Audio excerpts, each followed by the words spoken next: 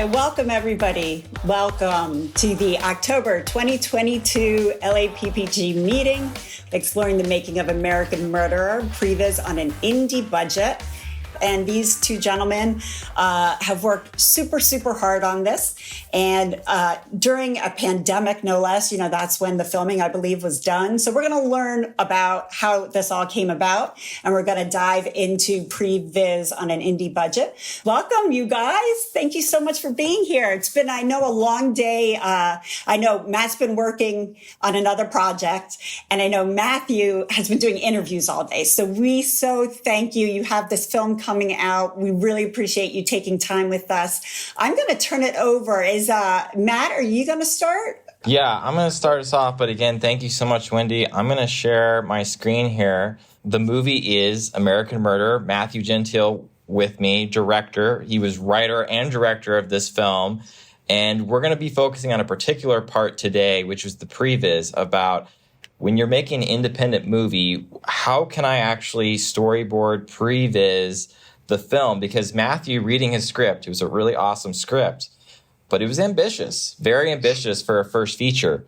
And myself, having worked on some big studio movies as an assistant editor, I had watched some great editors work, how they had done previs, and we were in the height of the pandemic, and I was like, Matthew has this awesome movie.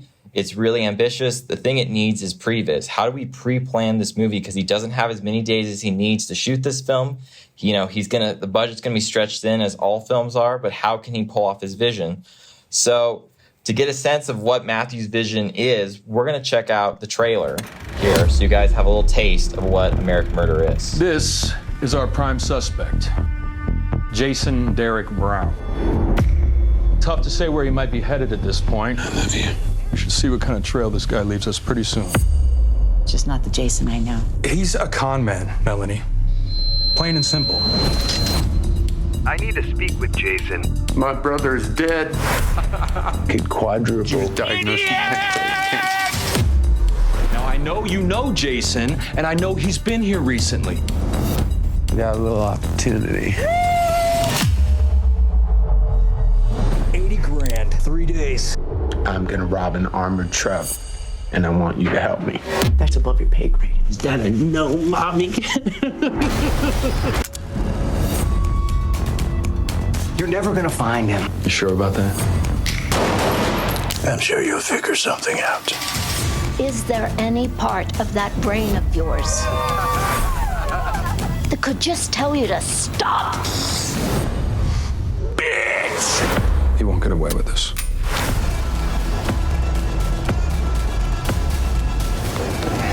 One man against a loaded gun. Tell me, where is your brother? And do not lie to me. Did you kill that man? I always tell you the truth. You know that. How do I look? Deadly. Good answer. What was really key to making this all happen was previs. And to take a step back, because we know we have a variety of people joining us today, what is previs?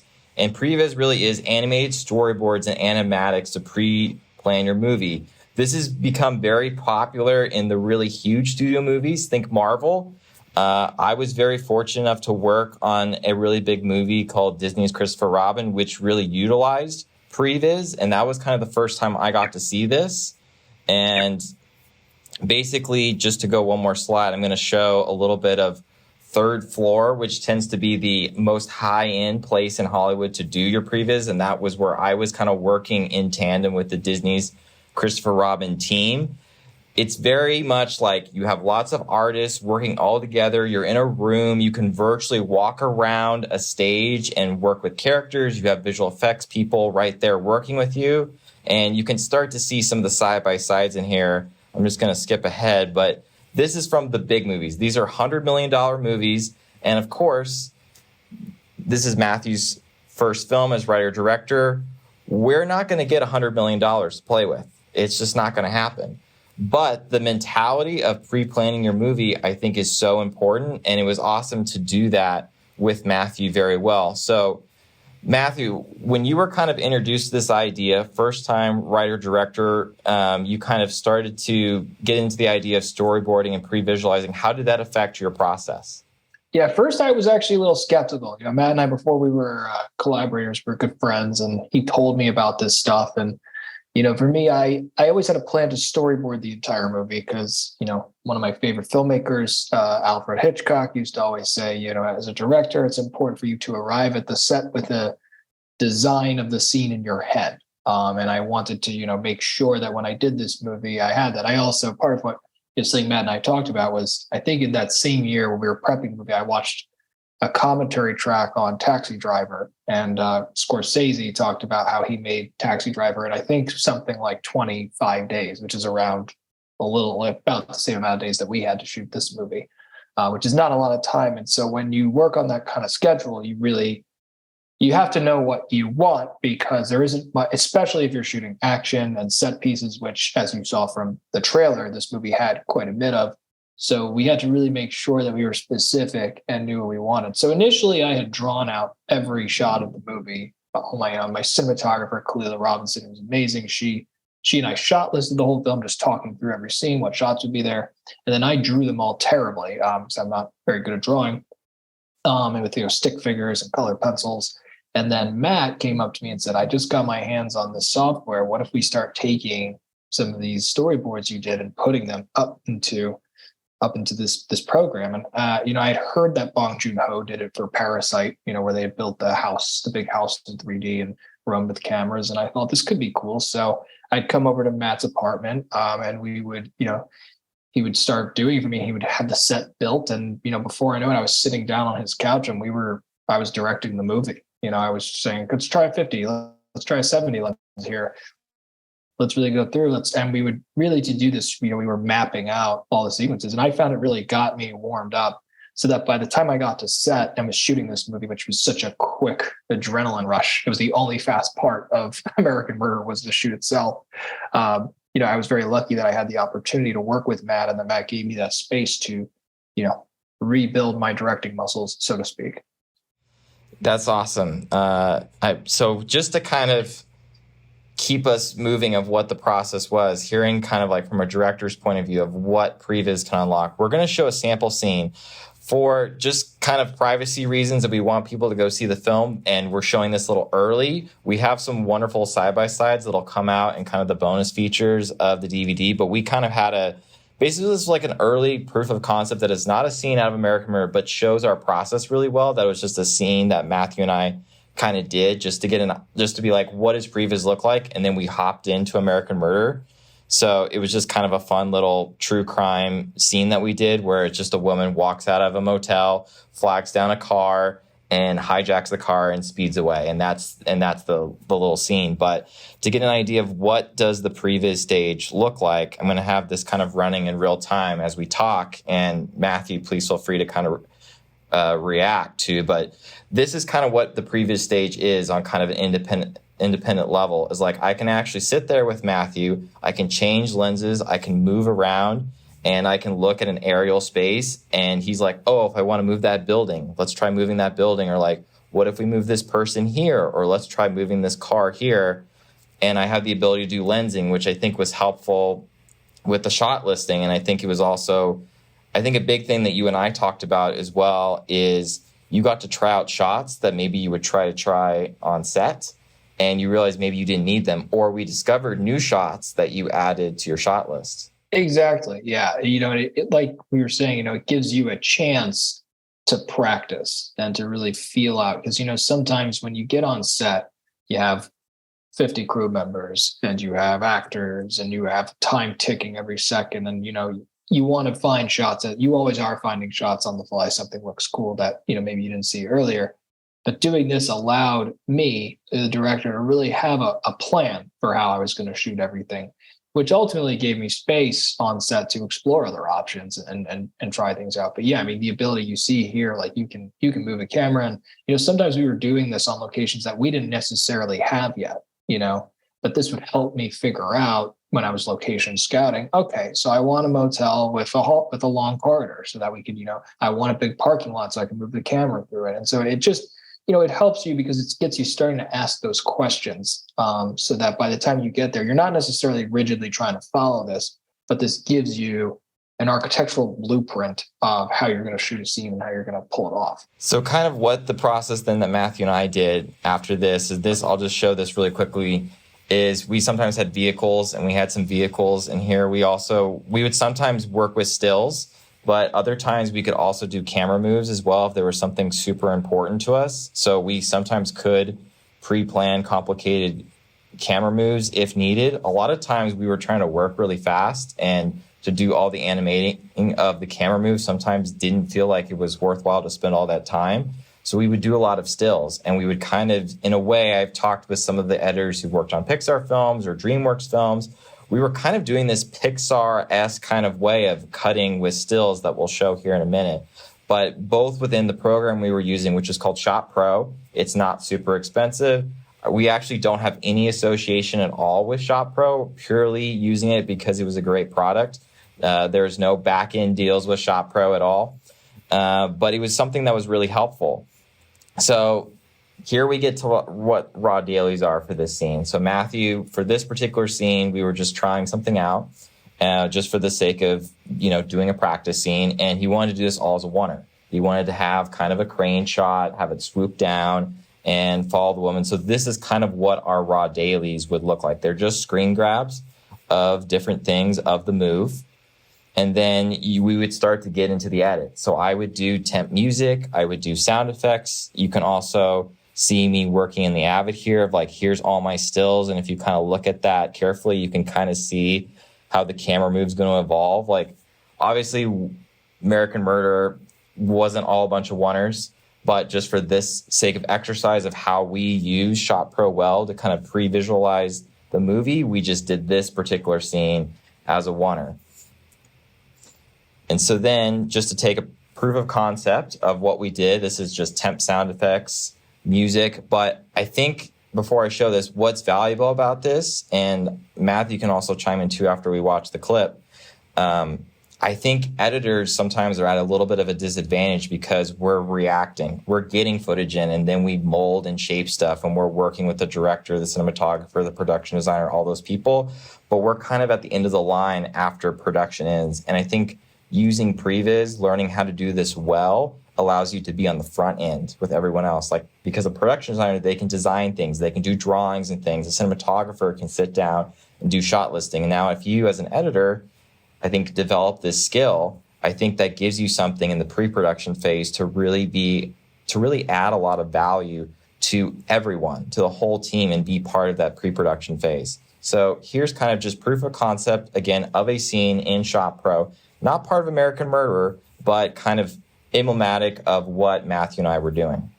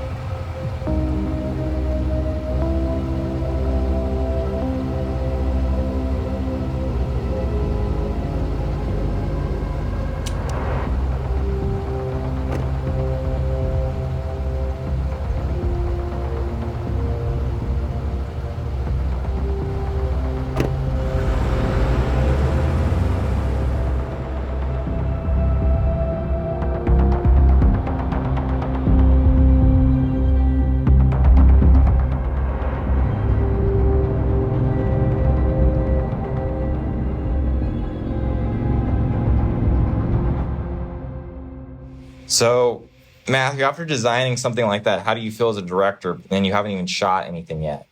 Well, it gives you a lot of confidence when you're trying to, it's very, when you get on set and you're trying to tell someone like cinematographer, like, I see the shot like this, and you see a lot of images of directors using their hands to indicate how the shot will go.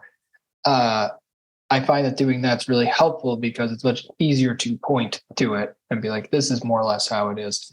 And then sometimes I don't even tell people what if we did that. There are sometimes where I kept the previs completely to myself. Didn't necessarily translate it, but it just helps me be able to articulate what I want very clearly. And I think that's kind of really, because Matt Allen is as you could tell from hearing him talk, a kind of a genius brain. Knows all this technical stuff. I don't. I'm very analog. I barely know how to use my computer. But I think as a director, your job is kind of one thing. If it is one thing, it's to know what you want and know how to communicate it to people. And I think that this kind of extra, doing pre-visualization allows you to know what it is that you want and work it out before you get there. That's awesome. Yeah. And so we were able to kind of show just a sample scene, just kind of a scene that we made up just to kind of work through the process of being on a previs stage, shooting stuff, grabbing stills or getting camera moves, and then editing that together. I was personally using Avid Media Composer to do that, using temp sound effects, music, and then kind of having that blueprint of how we would make pre-visualization cuts. And then we were able to apply that to our feature film, American Murder. And we were doing this all in the pandemic. I mean, Matthew, if you want to tell some stories about that, we were, you were in pre-production. We were not sure exactly when the film was going to shoot, but in a way I thought it was kind of a little bit of a blessing that we got this time to do that. And we were all kind of stuck at home, and it felt like a really great use of time. Well, yeah. I know when he said people might want to know a bit about the origin of the project, this was a script I worked on for a long time before it, got to the place where I think by the time we were filming, it was about 3 years in the making as a process. So, it took a while to get it made. And my feeling was, when we went out to cast the movie, it was March of 2020. So the world completely shut down and we really didn't have a true start date. But being a director, you kind of have to be anything. You have to be tenacious. And I just said to myself, okay, we're going to shoot this year. And we're going to shoot in 2020. It's the year to shoot American Murderer. And, I had Matt involved. I had my cinematographer. I had other collaborators involved in this movie. And we all just kind of took advantage of the time when we were all locked down and didn't have anywhere to go on Friday night. And we just worked on this thing, and it was a real labor of love that, Matt and others were working on well before, it was up off the ground. But I do kind of believe that, being able to do that was a great way for us to channel our, COVID pandemic lockdown anxiety and use in a productive way. I would think you would agree with me, Matthew, but good pre-production, I think, led to a first movie that premiered in Italy, which as an Italian-American director, I'm sure was a huge thrill because we went from basically being in my apartment, just the two of us. Obviously, we had other people involved, amazing production designers, cinematographer, great producers, an amazing cast that, you and the producers did a fantastic job in getting to have Tom Pelfrey, Ryan Felipe, Dina Menzel, Chantel Van Santen, Jackie Weaver.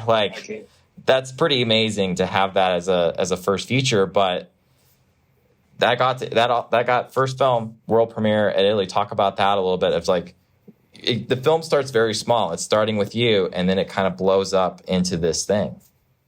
Film is many things. It's so many, there's a great quote from one of my favorite directors, Barry Jenkins, where he says, I saw someone said Italians too, but it was funny.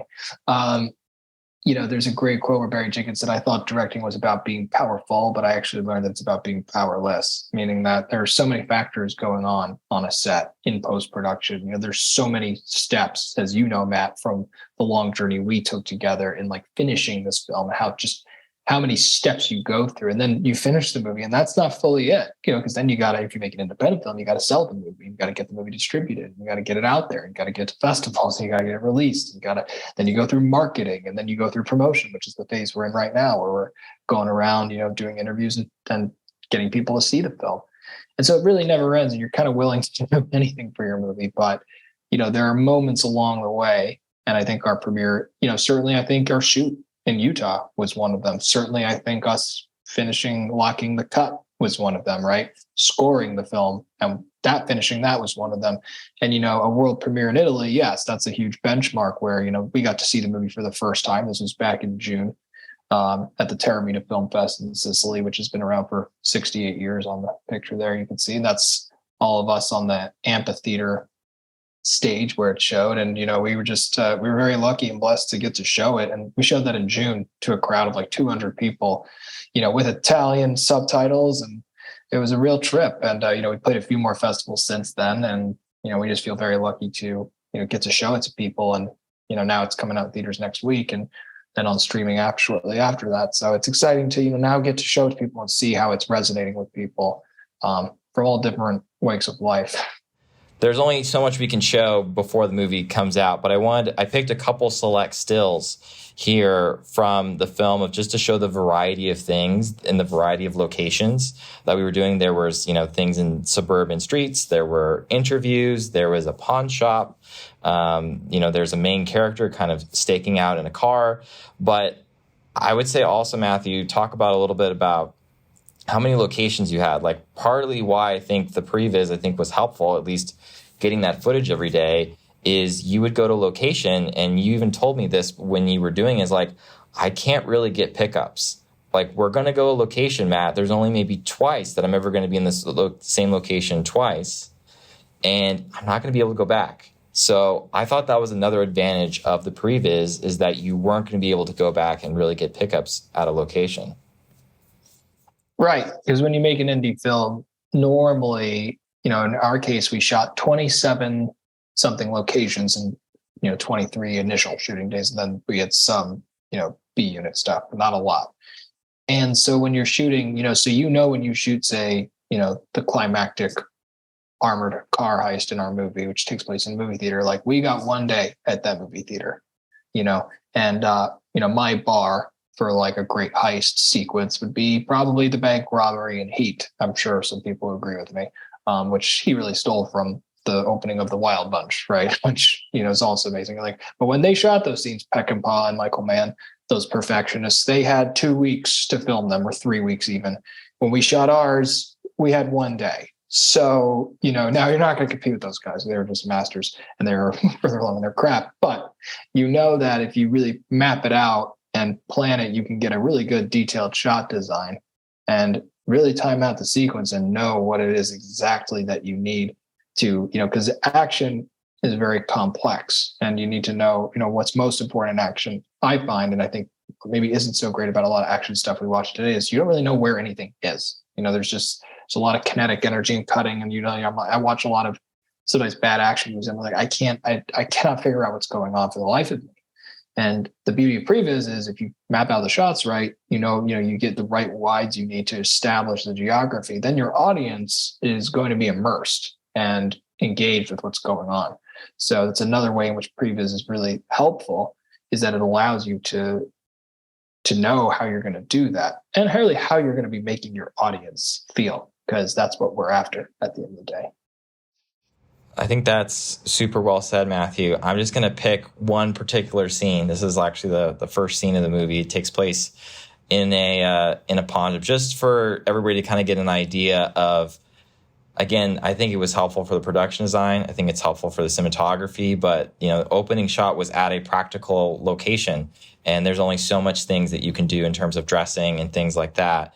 But it also gives you an idea about lighting, about time of day, kind of some of the logistical things. And I'm going to play here a little bit, just kind of for everyone out there to get an idea. This is just the dailies of kind of some of the stuff that we were doing, just to get an idea of, we had some cars pulling up to basically a pawn shop is kind of in the beginning of the movie, but there was, a variety of different ways to kind of do that. And Matthew, do you want to talk a little bit about, there was obviously a lot of night shooting going on, and kind of how you approached, difficult environment. You're shooting in November and December, you're shooting at the height of the pandemic, and you're often shooting at night.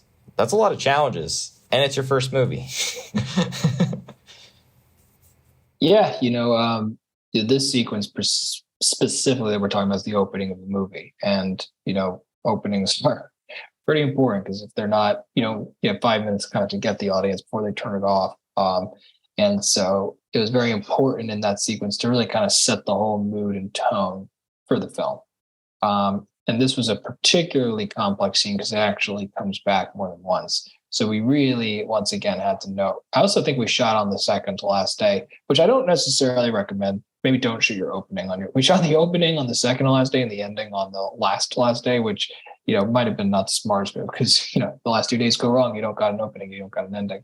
But no, fortunately, like I said, we had a really good, clear, cohesive plan, and that again allowed for flexibility. And what you just watched, actually, if you were to watch the movie pretty closely with it, you would see some shots are damn close, but then others are completely different. And so I think that's, again, what the Previs allows you to do, is allows you to have a plan so that you can be spontaneous. And that's the key. Because I think that if we just were like, we're not doing this presentation today to say that every director should pre-visualize and should stick to pre-visualization and not go off it. It's a roadmap through, we're driving from California to New York, and we've got a plan on how to get there. But we might take some stops in the Grand Canyon and then Idaho and, and Mount Rushmore. But we know we're going to New York. And that's kind of what I think the Previs does. Yeah, and I think something you talked about with me a lot that I've heard you say quite a bit is be prepared and be flexible. And I know when you talked to a lot of the actors on set, because I think you said you polled because you had all these great actors in your cast, that you polled all these great actors. And that was a theme that resonated with you of what great directors do. Yeah, because these actors, when we cast Tom Pelphrey, he just came off doing Mank with David Fincher, and then Ryan Phillippe, he looks younger than me, but he's been acting for 25 years. And he has worked with so many great directors, 3 of whom are reasons I moved to Los Angeles: Robert Altman, Clint Eastwood, and Tony Scott. And then you have Idina Menzel, who just came from the Safdie brothers and has worked with all these top directors. You have Chantel, who's on the best shows. You have Jackie Weaver, who's, David O. Russell, and all these other great directors, and queen of the Australian New Wave with Peter Weir. So you have I would lean on these actors a lot, and I would even Ryan, I kind of had a bit of a mentorish relationship with me because Ryan's also directed a movie, and a good one. And so but they all said more or less the same thing, which was that the best directors were all prepared but flexible and organized, which Jackie said was not the sexiest word, but was the truth, that they had their stuff together and figured out. Yeah, I think we're kind of almost at the end of our time, but I think, Matthew, what would be kind of maybe to a first-time filmmaker or someone who's maybe working on an independent film, what would you say to them as far as like pre-production phase? What advice would you give to them in terms of what would you recommend they do if they're getting their first feature film off the ground, or maybe it's their second or third and they went from like a micro budget upwards, and they're going to have a studio probably buy it or have a studio backing? What would you kind of say to them?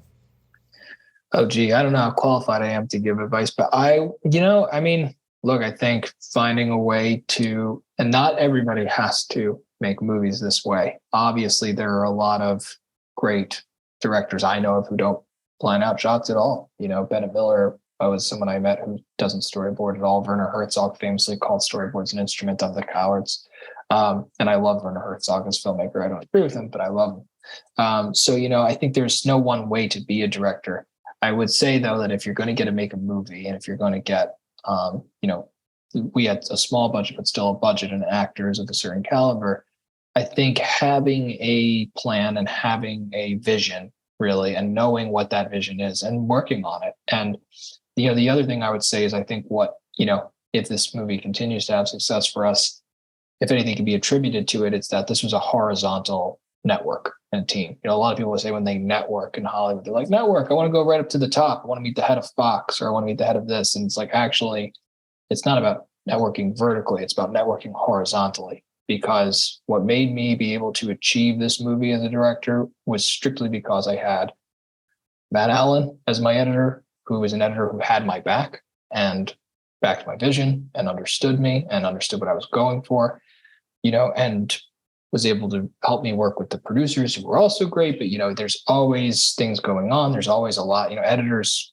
in particular, more so than a cinematographer, and certainly more so than production designers or composers, is it's quite a political job as well, as is directing. Directing and editing are probably the two most political of the creatives. So I think, making sure you have a team that really understands you and believes in your vision, and working with them well before the cameras roll helps build that rapport. Because by the time I was shooting and editing, Matt was somebody I'd known for years. Kalila, my cinematographer, was somebody I'd known for years. And so we really had this kind of Navy SEALs-esque way of communicating together. And I think that was really essential. So I think finding your people who will help you tell your story the way you want to, and not losing track of that. Awesome. Oh my gosh, you guys. First of all, there's so many things in what you guys talked about, but one of the things, I love the way you highlighted the collaborative nature of filmmaking, the way working with Matt and how important that was. And, that's something I think we all sometimes forget, is it really does take a village to make these films. And I also have to say, this looked incredibly ambitious. So I want to start with some questions from people want to know, and I know this is a touchy subject sometimes. People want to know, what kind of a budget are we talking here? And I don't know if you can give specifics, but that's come up. Sorry, we're not allowed. Ask us in 6 months and we'll tell you. But that's the one thing I can't say is what, I could say that it's not as much as it looks. It was definitely indie and scrappy. I could tell you that we edited in Matt Allen's apartment. I could tell you that, what else can I tell you? Yeah, that we were pulling off a lot we had a short amount of time. We had 22 days to film principal, 3 days of pickup shots. I'm allowed to say that, I know. But yeah, I'm not allowed to say the budget, unfortunately. But understood. Come to one of the screenings and ask me after I've had a drink. I love it. That's great. So you'll be getting people there no matter what. So let's go to you, Matt. First of all, did you guys do the whole film this way? Did you previs the entire film? Not the entire film. There was a point, I think, in time where we didn't know exactly our start date. So Matthew's like, let's keep doing scenes. But we started with the most ambitious stuff. We started with what we didn't even use the term action. We used the term actually set pieces, things where there's a lot happening. There's a lot of locations. There was going to be a lot of logistics that were going to go into a particular scene. Things that had vehicles, things that were going to maybe have, be shooting at night that might be tricky. So we focused on that. I think in total, we did about 8 to 10 scenes or sequences, as we like to call them. And those were helpful. Those were kind of our big tentpole things that we knew those were going to be really important to pre-plan. But, we even did a couple things. We have some interviews within the movie, and that was actually some of the early stuff we did just to get our bearings, to just get working together of how do we make interviews interesting. We didn't spend a ton of time on that. But we just wanted to make the visual language of the movie interesting and really get into what Matthew was looking to get on set. And so we kind of did some easy stuff, and we also did some really hard stuff. Good. Okay. Good information. And just back to the software for a second. It was Shot Pro, correct? Shot Pro, yes. And it's available. You can get a subscription or you can get a download, yourself. Download only application basically. So you can either, buy it per month or buy it forever type of thing. So I would highly recommend, obviously the kind of more higher end version is something called iClone, which maybe some people in the group are familiar with. That's another program that's very similar. That's maybe a little bit more complicated, but I think just to get going, Shot Pro is really great. They have a lot of assets that come with the program itself, but there's also a lot of assets you can buy or easily make yourself and bring those into the project. So some of the stuff we were using is stuff that comes with the program, but there's a lot of stuff that I made basically for the movie itself. Is this like working Previs Pro? Are the buildings and trucks and the people, et cetera, in the program already, or are you adding them? And if you're adding them, how so? So some of the stuff you saw in those things come in the program, and so you can easily add them. Some of the stuff does not come in the program. They're basically 3D files that you can get. Basically, if you go online and you're looking at anything, you can look at like a Maya or an iClone library. You can grab stuff from that. They want to be a little bit lower res because the program can only handle so much. It's not meant to be like a finaling program, or it's not quite at the high end level of a third floor pre-visualization program.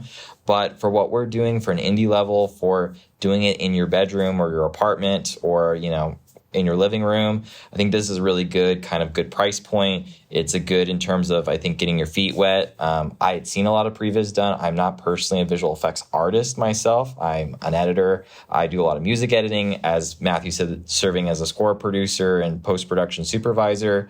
I know how to cut very well, but my plan is not to become a visual effects artist. Those guys pull off amazing work. We had some really great ones to help out on American Murder. A big shout out to our big lead visual effects supervisor, Arthur Mesa, as well as the Academy of the Arts in San Francisco, who had many of their students actually worked on the film and finaled actual shots that are in American Murder. Very cool. Very cool. I love that.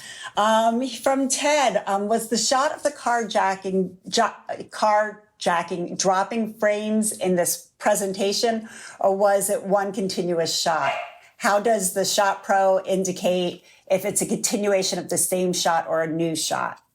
Does that make sense? Yeah, that makes sense. So what we had done is basically there are frames missing because they are stills. So I'm cutting to stills together like an animated thing is. So obviously those stills would get filled in. So it's kind of your choice. We would often do sequences like that where they were lots of stills together and your brain fills in the gap. And that's kind of like early animation way of doing things. You can, if you want to go really granular, you can do, as I showed how to do a camera move, you can do that as well. And everything will be super fluid. It's just a lot more time. And Matthew and I realized that, yes, it was more cooler looking, but we got kind of the same effect by doing a lot of stills. And sometimes halfway through a move, Matthew would like, hey, what if we kept doing this? And so instead of having to take an hour to reanimate something, I could easily kind of pivot and make it all work via still. So obviously you want to go really crazy, you can totally do that. Or if you want to just work with stills, kind of how early animation does, you can do that too. So it's kind of up to you. Awesome. Makes sense. And on the production end of things, how many cameras were you able to afford or did you use for your climax heist shot in one day? We had 2 cameras. For, I want to say 5 or 6 days, we had 2 cameras. It was mostly a single camera shoot. But for things like the heist, the SWAT invasion, some other sequences, we did have 2 cameras, and that helped a lot. But yeah, going back to 1 camera hurt pretty hard.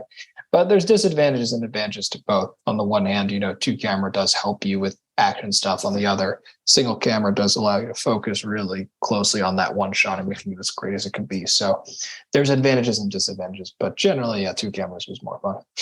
Got it. And a question about where it's going to be on digital. Do you know what platforms on October 28th? Yes, it'll be on all. So you can rent it, stream it on, the iTunes Store, Amazon, PlayStation, Roku, Xbox, Google, YouTube, really anywhere you can rent a movie. Cable, I think. It's going to be on more things than I even know of. But yeah, all transactional VOD. So really anywhere you can rent a movie, you can rent American Murderer. Highly recommend the iTunes Store because then you can get some special features that will be released, like my commentary and I think my featurettes with Matt. But yeah. Do you guys know, this is an interesting question, do you guys know what the opinion of the director of photography was on the previs? How the DP kind of, did it help them? Or? I can speak to that. Yeah, I mean, Khalil, we've worked together for a very long time. And the way we did was, so we shot listed together. Really what happens is after I finish the script, I go through the whole script and I type up a list of shots. And then Khalila and I will go through it and we'll talk through everything.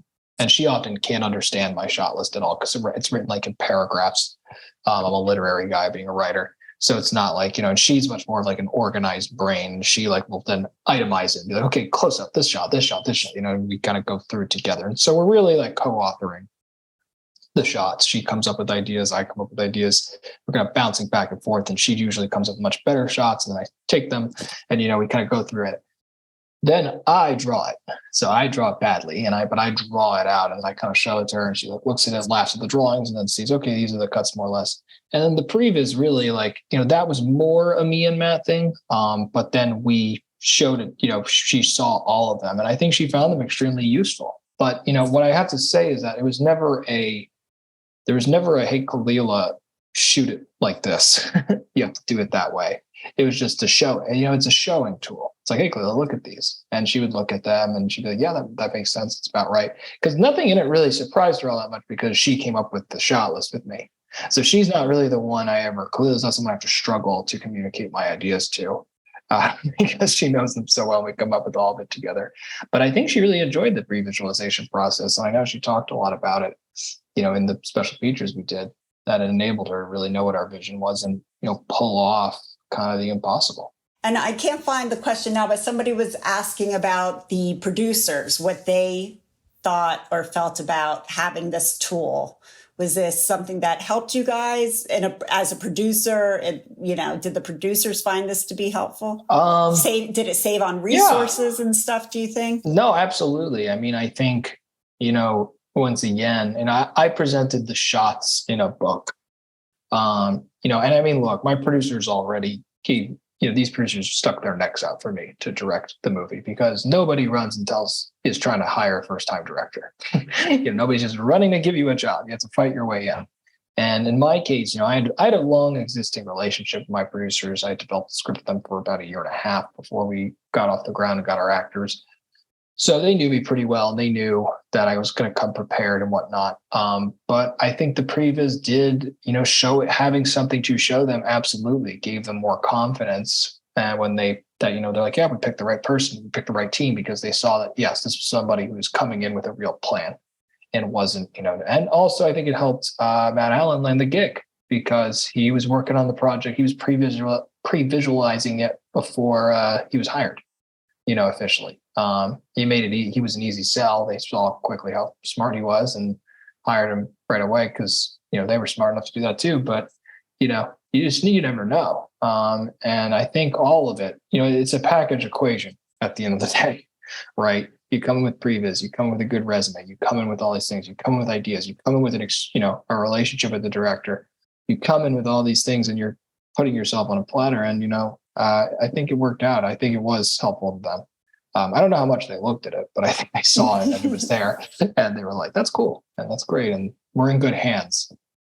Very nice. Well, I have to say, I just like the attitude that you guys used that time during the pandemic to, further your skills, Matt, and to, make this a resource for the film. 2 quick last questions because we're out of time. What camera did you guys use, or what cameras did you guys use? We used the Aria Mira. Excellent. And just so people understand, Matt, did you know this software beforehand, or were you able just to sort of pick it up and run with it? I learned this. I did not have any formal training. I don't have any formal training as a visual effects artist. I've done VFX editing, but I don't have any formal training as a visual effects artist. So I would say that's a great entry point. That it was a lot of learning, a lot of trial and error. I think Matthew saw me get better as time went on of what I was building and what I was doing. But I think that's kind of the awesome thing of you always want to be learning new skills as an editor.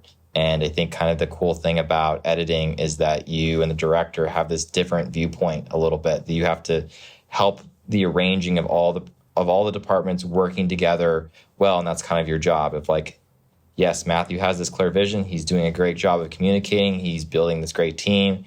And it's your job as the editor to help all these other departments just really shine and come to life. A big thank you to Matthew and Matt. We really appreciate your time. Know it's been a long day for both of you, so thank you so much. And also to everybody at home, thanks for joining us. And we will see you next month.